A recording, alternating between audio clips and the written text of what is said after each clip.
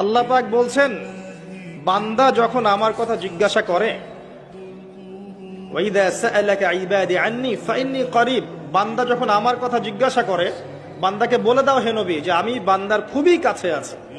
উজিবু দাওয়াতাদ দাঈ, বান্দা যখন আমাকে ডাকে আমি তার ডাকে সাড়া দেই। আল্লাহ বলছেন এই কথা।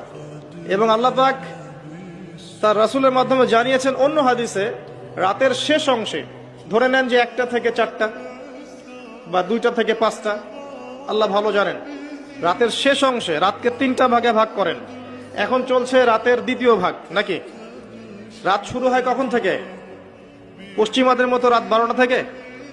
সূর্য ডুবলেই রাত শুরু হয়। পশ্চিমারা শিখিয়েছে রাত 12টা 1 মিনিটে দিন রাত শুরু হয়, তাই না? আর আল্লাহ পাক শিখিয়েছেন সূর্য উঠলেই দিন, সূর্য ডুবলেই রাত। রাতকে 3 ভাগ করে ফেলেন। শেষ অংশে আল্লাহ রাব্বুল আলামিন প্রথম আকাশে নেমে আসেন।